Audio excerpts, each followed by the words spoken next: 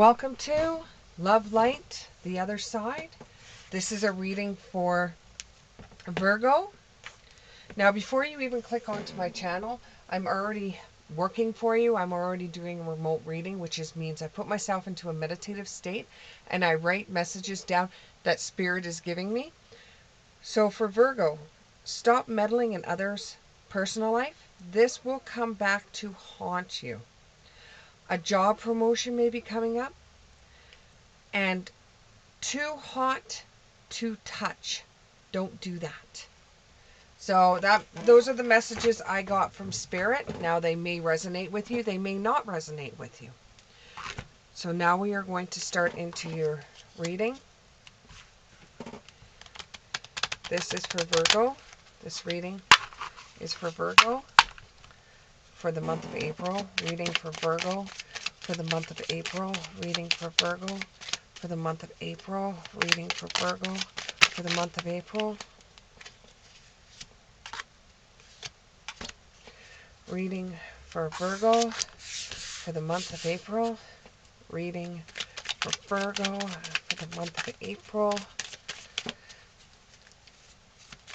Reading for Virgo for the month of April. Reading for Virgo for the month of April. Reading for Virgo for the month of April. Reading for Virgo for the month of April. Reading for Virgo, one more card for the month of April. Oh, two more, just like a Virgo.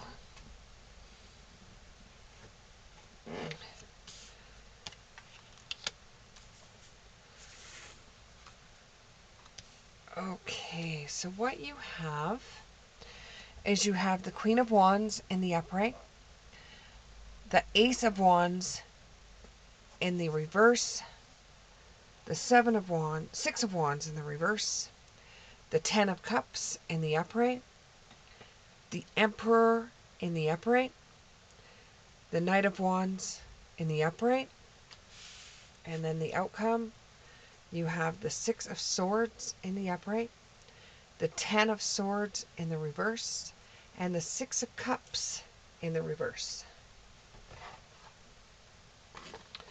So what we're getting here is that you're trying to use all your skills and you're trying to use all your special qualities about you to get ahead and to take over the meeting, take over some kind of event, take over some kind of boardroom, some kind of classroom. You're trying to be better than everybody else. Now, there's nothing wrong with that as long as you don't let your ego get in the way. Can you tell me more about this Queen of Wands? Follow your own good advice. Trust yourself. Know that what is best for you. If you think sticking your neck out is going to get you ahead, but your gut is telling you not to do it, don't do it. Know what's best for you. So if you want to prove to everybody that you're right, but it's not in your best interest because you got bigger fish to fry, then don't. Because it might backfire on you. And you're looking for it to be something else, but it might backfire on you. You want to be queen. Starting your own... Okay, I'm getting old here. Oh, yeah. You're starting your own... You're starting off on your own. You're declaring your freedom and you're passing a test. Okay, this could even be a test of personality test. This could be your own kind of test. You're going to be coming up to a lesson that you're going to be tested on. It's not necessarily a classroom test. It's not necessarily a work test. It's more of a personal test that you're testing the envelope. You're testing the borders. You're pushing a little bit. to get people to see things your way. It's not going to make you look good. You think it's going to make you look smart. You think it's going to make others realize how silly they're being. But in all honesty, it's not going to make you look that way. Keep your temper down at this time. Don't allow anger to ruin you. If somebody butts heads with you and they don't like what you're saying or they don't like your position on something, don't try to butt heads with them. You won't win, and your temper will just get out of hand. You want to be able to, you want to have your cake and eat it too with the Emperor, but you're not going to get it the way that you're going about doing it. You're trying to advance, you're trying to get ahead, you're trying to get a promotion. You're trying to get a job promotion. So you could be getting a job promotion out of this, and you're fighting really hard to get it. And you're becoming a source that's too hot to touch, which means you've got temper. And you are really fighting with people to get a job done. You know, there's a balance. Some readings, you know, Virgo, you're sailing. You're in the best situation you could possibly be. And some readings you just simply aren't. But that doesn't mean that everything about the reading is going to be in a negative way. Just like your life is not all positive. Your life isn't all negative. There's a balance in between. So you step back from stating what you believe, kind of like because you are tired of trying to teach people something they don't want to be taught, and they're tired of you trying to control the situation. So you just back off a little bit. You back off, and while you're backing off and cooling down so you don't get too steamed, you actually, and the cards go flying everywhere. And I'm not taking all of these, I'm not reading all of these, but I'll read this one that fell on the floor. As you are, oh, there's two on the floor. As you are trying to explain or plead your case, and no one's listening because they just think you're being aggressive and they're getting controlling, you sit back as if you're defeated, and you think that these people are just too silly to listen to you. And you actually start taking in what others are talking about. You're trying to make it look better than what it actually is. And they're telling you with the facts and with the numbers and with everything that's going on, the numbers are not coming in. And you think they are. And you don't see how they're not, because everybody seems to be working so hard. It's like you're almost like in a management position, and it's a management meeting on how to get the departments to listen to you, or the individual store to listen to you, and you're trying to cover up the errors of the job. You're trying to say, no, it's better than what this person is portraying, but it's not. It's exactly what the other person's saying, but you can see how what they're saying isn't 100% facts, where they're saying, we're losing money here, we're losing money there, and you're like, no. That department there has been in the best it's been in a very long time. You are going to become braver and stronger and more grounded once you sit back and listen to others. Instead of you just being controlling and pushy, you will actually become a force worth reckoning with. You will become hot, too hot to touch. Okay? And with you pushing this and pushing that, it's almost like you're meddling. But once you sit back and you listen to other people and what other people are saying, it becomes a better situation. It becomes a better situation all the way around. And you start seeing the other team's side, and you're starting to see where the money may be leaking from, and you start coming up with some good negotiation skills to try to bring in more money into the community. Your natural way of communicating with people, yes, I have dogs, and it always seems to pick the time when I'm doing a reading for them to bark. But your natural communication and the elements you have about yourself, you are able now, once you sit back and start listening to others, you're able to see their point of view. You're able to see where they're coming from, and the meeting goes better because you start thinking of ways that you can change the outcome of what's going on in the meeting without you being forced to reckon with, without you being pushy. You're able to see it from someone else's perspective, and you're able to give more information on better ways of solving the problem because you sat back and you've become grounded, and you start returning to reality, and your temper starts going down, and you're like, okay, so let's just figure this out. You already think the person's a bonehead, but let's just figure this out and get this solved. Nobody needs to go home angry today. And it just is because you care a lot about the job that you're in and the position that you're in. Do not do things that you know are going to hurt you. Everything in your power wants to turn around and tell the other person that they're a bonehead. And they don't see it correctly. They don't see it from your perspective.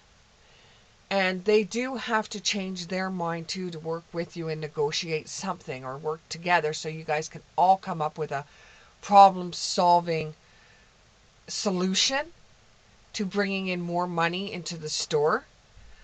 But don't do things that you know are bad for you. Turning around and calling somebody a bonehead or a nasty name is not going to help you. In fact, it's going to hinder you. And then they won't listen to anything you have to say.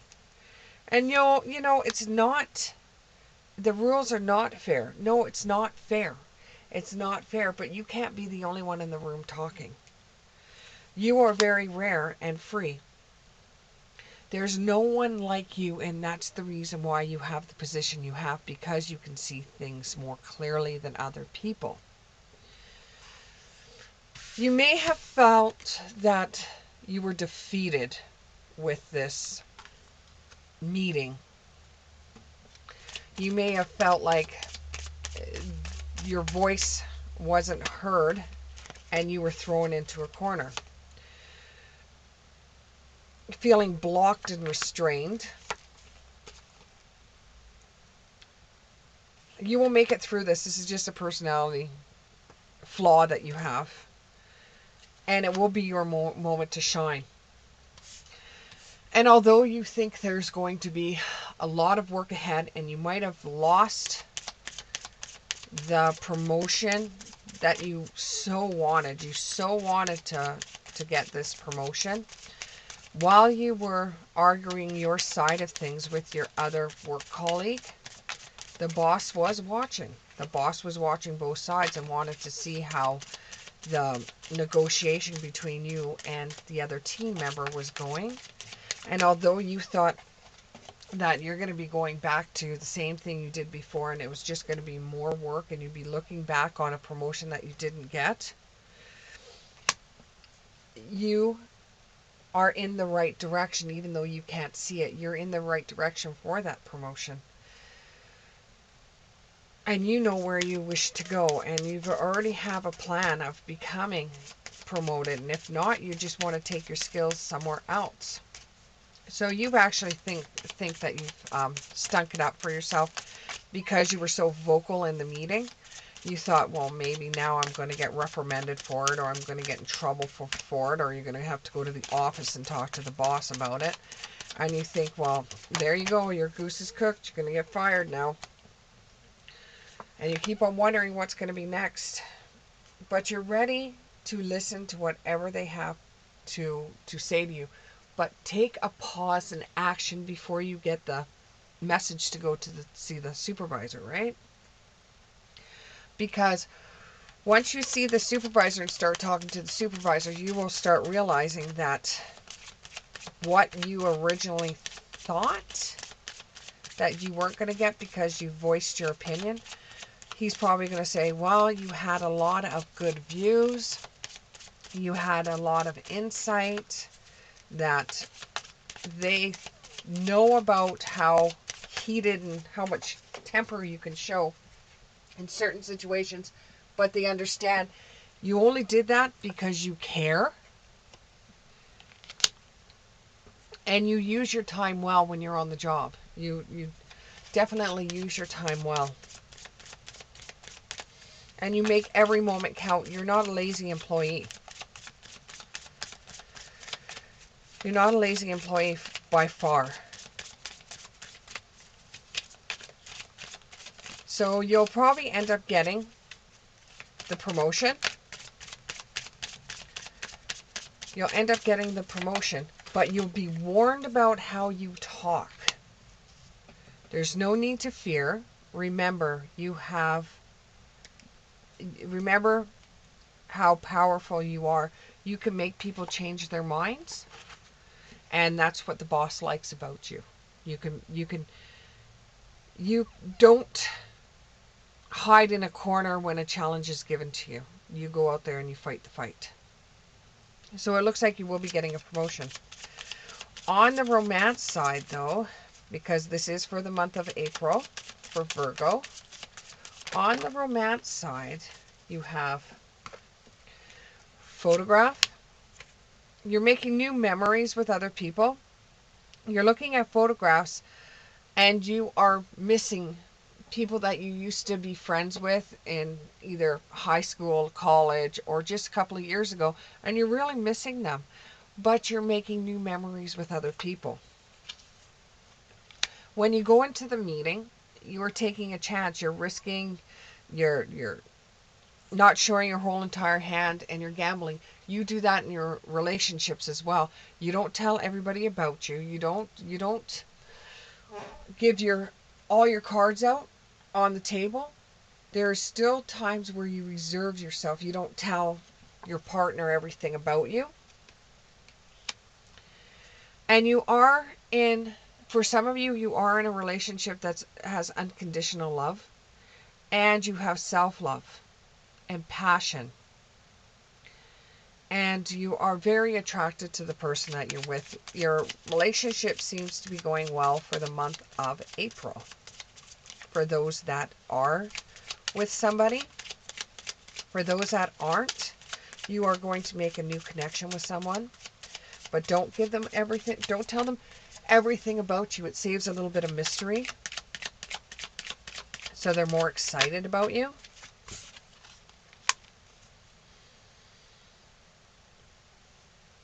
You're looked at to be very clever,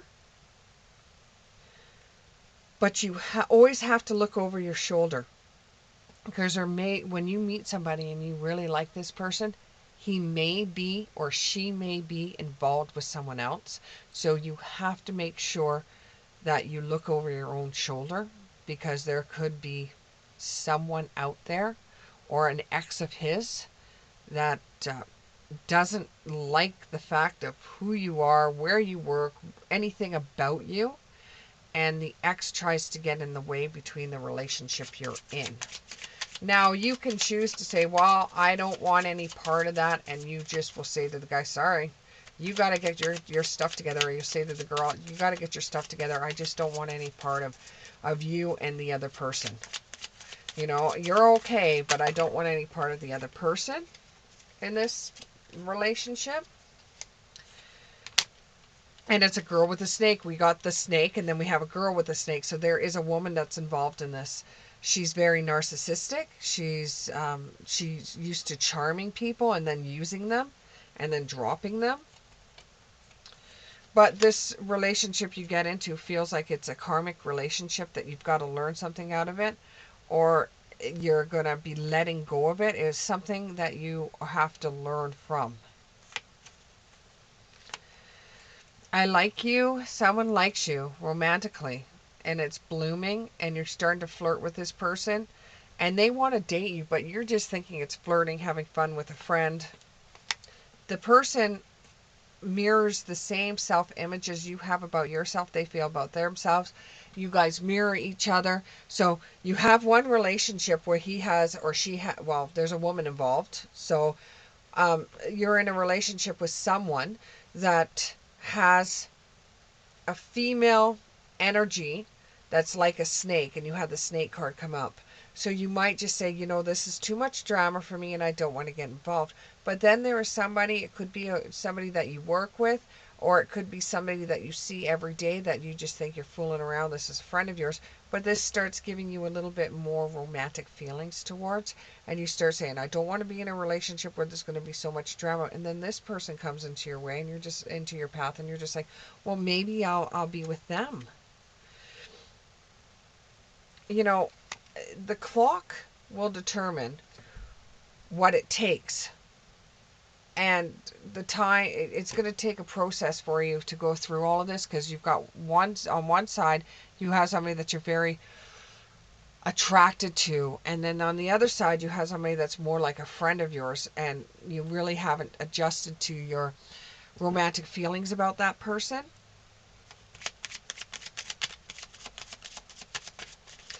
So it's like you have two possible people in your path that you can go towards. One has a little bit more drama, one feels more like a friend than it does a romantic partner. But you've got to find out which one you're going to be more happy with, and joyful and playful, and you're enjoying spending time with this person. You think about this person when they're not around, and this almost turns into a love relationship for you. We'll see you in the next reading. I hope this resonated with you, and we'll see you around.